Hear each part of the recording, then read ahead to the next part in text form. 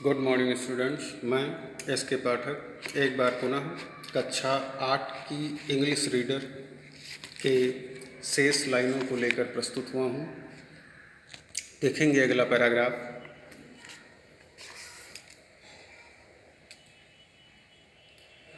व्हाइल्स्ट they were busy doing this, जब वे यह कार्य करने में व्यस्त थे। कौन सा कार्य? ऊपर के पैराग्राफ में बताया गया कि नाई की पत्नी ने कहा कि जैसे मैं कर रही हूँ ठीक इसी प्रकार तुम भी एक्टिविटी करो।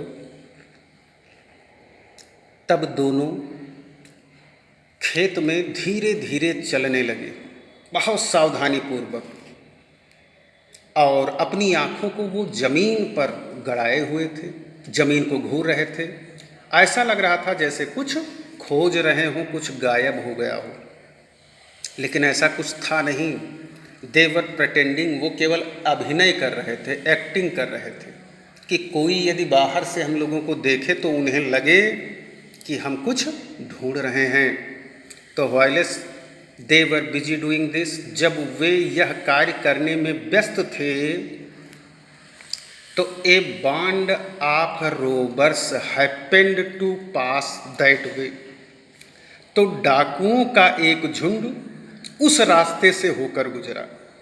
जब ये दोनों लोग खेत में टहल रहे थे तभी एक डाकुओं का झुंड उस रास्ते से होकर गुजरा। दे वेयर क्यूरियस, वे भी जिज्ञासुक हो गए, टू नो, जानने के लिए, what the barber and his wife were looking for, कि ये नाई और इसकी पत्नी दोनों लोग क्या ढूंढ रहे हैं। यह बात जानने के लिए वे डाकू भी इच्छुक हो गए। तो the leader of the bond approached the wife, तो डाकुओं का जो सरदार था, झुंड का जो सरदार था, अप्रोच्ड माने पहुंचा, द वाइफ पत्नी के पास पहुंचा, एंड आस्क्ड हर, और उससे पूछा कि if they had last something, कि क्या उनका कुछ खो गया है। यह बात सरदार ने उसकी पत्नी से पूछा। तो पत्नी ने जवाब दिया, सी प्रिटेंडेड, उसने बहाना किया, to be startled by the man and quickly said, startled मैंने चौंकने का बहाना किया, बिल्कुल एक तरह से वंडर में पड़ गई, वो चौंक गई, जबकि चौंकी नहीं थी, वो पहले से जानती थी, लेकिन अब उसको दिखाना था। तो डाकू को देखकर उसने चौंकने का बहाना किया, बाय द मैन, आदमी के द्वारा, एंड क्विकली सेड, और तुरंत बोली, ओ नो नो नो, थोड़ा हकलाते हुए बोली, ओ नो नो, अरे नहीं नहीं, नथिंग एट ऑल, कुछ भी नहीं, बिल्कुल कुछ भी गायब नहीं हुआ है, नथिंग एट ऑल, कुछ भी गायब नहीं हुआ है। तो जब यह बात नाई की पत्नी बोली तो डाकुओं को लगा कि ये हकला के बोल रही है, इसका मतलब ये कुछ तथ्य, कोई सच्चाई हम लोगों से छिपा रही है। तो this made the Rober even more suspicious, इस चीज़ ने डाकुओं का शक और बढ़ा दिया। जब वो ऐसे हकला कर बोली और 2-3 बार उस बात से इनकार किया तो इससे डाकुओं का शक बढ़ गया। And he tried to find out, और उसने पता लगाने का प्रयास किया, by phrasing his questions in various way, उससे कई तरह से प्रश्न करके यह जानने का प्रयास किया कि आखिर ये लोग ढूंढ क्या रहे हैं। ठीक है। But she was equally sharp witted, लेकिन वो भी बहुत, क्या कहते हैं, शार्प माइंड की थी, बहुत तेज दिमाग की थी, बुद्धिमान थी, बुद्धिमती थी। तो उसने अंदाज़ा लगा लिया।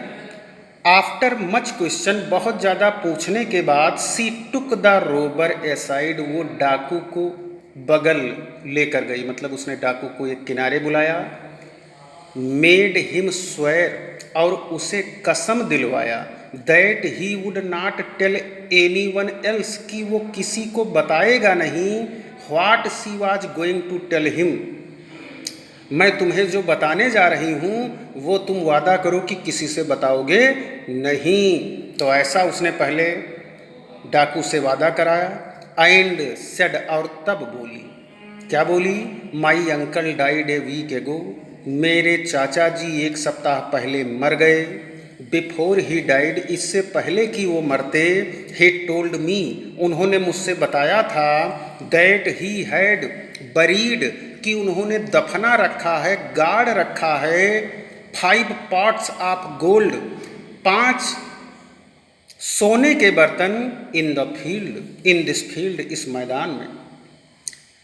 मेरे अंकल की डेथ हो गई 1 सप्ताह पहले, लेकिन मरने से पहले उन्होंने मुझको बुलाया और मुझसे बताया कि उन्होंने इसी खेत में 5 सोने के बर्तन गाड़ रखे हैं, दबा रखे हैं, दफनाए हैं। वी आर ट्राइंग टू सी, हम देखने का प्रयास कर रहे हैं, इफ़ वी कैन फाइंड, यदि वो हमें मिल जाए, मतलब अब हम लोग उसी घड़े को ढूंढ रहे हैं। But please don't tell a soul, else we shall lose our goal, लेकिन किसी से, ए सोल मीन्स आत्मा, या कह दें अब आत्मा क्या, किसी अन्य से, किसी अन्य से मत कहना, else we shall lose our gold, अन्यथा हम लोग अपना सोना खो देंगे। अगर तुम जाके किसी दूसरे को बता दोगे तो हमें वो सोना मिलेगा नहीं। तो द रोबर सोर, डाकू ने कसम खाई, that he would not tell anyone, कि वो किसी को कुछ नहीं बताएगा। एंड लेफ्ट, और चला गया। Soon the Rober and his wife, soon the barber and his wife return home, तो जब डाकू चले गए तो जो है नाई और उसकी पत्नी भी घर लौट आए। द वाइफ इज हाईली स्प्रिट्स, पत्नी बहुत खुश थी। पत्नी इस बात से बहुत खुश थी कि उसने एक झूठ डाकुओं से कहा है, झूठ बोला है।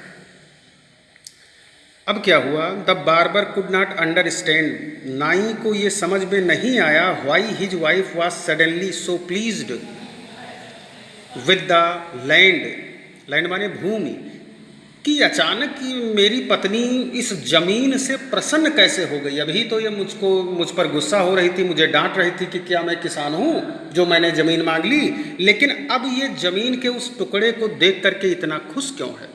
यह चीज़ वो बार बार समझ नहीं सका। तो द नेक्स्ट मॉर्निंग, अगली सुबह, they went back to look at the field, अगली सुबह वो फिर खेत देखने गए। टू देयर प्लीजेंट सरप्राइज, वो सुख से खुशी से आश्चर्य में पड़ गए। Every inch of it had been dug, एक एक इंच खोद दी गई थी, मतलब उस खेत को डाकुओं ने पूरी तरह से खोद डाला था। काहे के लिए? जी बिल्कुल, उन्हें चूँकि ये बताया गया था कि इसमें सोने के बर्तन गड़े हुए हैं, तो इसलिए जब ये दोनों मालिक वहाँ से चले आए तो बाद में डाकू लौट कर गए, अब पूरे खेत को खोद डाला कि कहीं हम ही लोगों को मिल जाए वो घड़ा। The barbers wife चकल्ड with Glee, चकल्ड means कह दे मुंह बंद करके हंसना, मुंह बंद करके हंसना, विद ग्ली माने प्रसन्नता के साथ। तो इसकी पत्नी प्रसन्नता के साथ मुस्कुराने लगी, हंसने लगी। As she explained her trick, जब उसने अपनी चाल को बताया टू हर हस्बैंड, अपने पति से, ठीक है, उसने अपने पति को समझाया कि ऐसा कुछ नहीं था, सोने के बर्तन इसमें नहीं थे, बशर्ते मुझे काम करवाना था। ये खेत जो है काफ़ी बंजर पड़ा हुआ था, तो इसको जोतने में काफ़ी मेहनत करनी होती, इसलिए मैंने डाकुओं से ये झूठ बोला ताकि वो इसे खोद डालें, और वही हुआ। देखो, आई न्यू, मैं जान गई, ही वुड रश बैक, कि वह वापस गया होगा। एंड टेल हिज फ्रेंड्स, और अपने साथियों से उसने कहा होगा, व्हाट ही हैड हर्ड, कि उसने क्या सुना है। मतलब सरदार अकेले तो आया था इसकी पत्नी के पास, तो जब पत्नी ने सरदार से सारी बातें बताई तो अब यही पत्नी कह रही है कि वो सरदार वापस गया होगा और अपने मित्रों से, साथियों से उसने कहा होगा कि मैंने क्या सुना, नाई की पत्नी ने मुझसे क्या कहा, इस बात का जिक्र उसने अपने साथियों से किया होगा। और the poor thing must have spent all the night toiling away. तो the poor thing must have spent, अब बेचारों ने मस्ट हैव स्पेंट अवश्य खर्च कर दिया होगा, ऑल नाइट पूरी रात, टॉयलिंग अवे कठिन परिश्रम करते हुए। और बेचारों ने पूरी रात को ख़त्म किया, या कह दें पूरी रात कठिन परिश्रम करते रहे। डिगिंग अप द फील्ड, खेत को खोदते रहे, in order to find the parts, ताकि उन्हें बर्तन मिल जाएं। और कैसे बर्तन? आप गोल्ड, ठीक। Now all we have to do is to buy some grain, अब हमें जो करना है वो बाई करना है, खरीदना है, सम ग्रेन, कुछ अनाज खरीदने हैं, आप व्हीट गेहूं के, एंड प्लांटेड देम, उनको बो देना है। मतलब कहने का तात्पर्य कि खेत अब जोता जा चुका है, कुल मिला के जो हमको करना है वो क्या है कि हम जाएं बीज खरीद कर लाएं गेहूं के और इसमें बो दें। और जो वो कठिन परिश्रम वाला कार्य था वो तो डाकुओं ने कर दिया, ठीक। तो हुआ क्या? She went to the corn merchant, वह अनाज के व्यापारी के पास गई, एंड ब्रॉट द ग्रेन, ठीक है, और वो दाने ले आई, बीज ले आई, ऑन क्रेडिट, क्रेडिट माने कहते हैं उधार, वो लेकर आई, एंड प्लांटेड इट, और इसको बो दिया। द हार्वेस्ट वाज मैग्निफिसेंट, फसल बहुत शानदार थी। For the land had been really well dug, क्योंकि वह भूमि बहुत कायदे से खोदी गई थी, उसकी जुताई बहुत कायदे से की गई थी, इसलिए फसल बहुत अच्छी लगी। The barbers wife sold the grain for a large सम, उसने काफ़ी अधिक मात्रा में पैसे कमाए, अनाज को बेच करके काफ़ी अधिक मात्रा में पैसे कमाए। And they started living in great comfort, और दोनों बहुत आराम के साथ प्रसन्नता पूर्वक रहने लगे, ठीक है। उनकी पहले इकोनॉमिकल कंडीशन अच्छी नहीं थी, आर्थिक स्थिति अच्छी नहीं थी, लेकिन जब अनाज को बेचा बाजार में तो चूँकि फसल अच्छी हुई थी, अनाज भी अच्छा हुआ था, तो काफ़ी अधिक मात्रा में जो है उन्हें पैसे मिल गए, और उस पैसे से वो तब से आराम से रहने लगे, शांतिपूर्वक जीवन बिताने लगे। ये थी कहानी, इसको रिपीट कर लेंगे और इसी के साथ ये लेसन ख़त्म हो रहा है। ये दूसरा लेसन था, इसको रिपीट करके तैयार कर लें। अब अगले वीडियो में इसके प्रश्न उत्तर पर, क्वेश्चन आंसर पर चर्चा होगी, ठीक है। तब तक कहानी तैयार कर लें, और ये जो मीनिंग दी गई है इसको आप लेसन 2 डाल के कायदे से लाइन बना के उसको उतार लें। और यदि लेसन में भी कोई वर्ड ऐसा आपको टिपिकल लगे जिसका अर्थ या उच्चारण करने में दिक्कत हो रही है, तो इसको भी आप मीनिंग में जोड़ सकते हैं, ठीक है। उसमें अतिरिक्त वर्ड जोड़ लीजिएगा। इस तरह से इसको लिखकर तैयार रखें। अगले वीडियो में इसके क्वेश्चंस को मैं भेजूंगा समझाते हुए, ठीक है। धन्यवाद।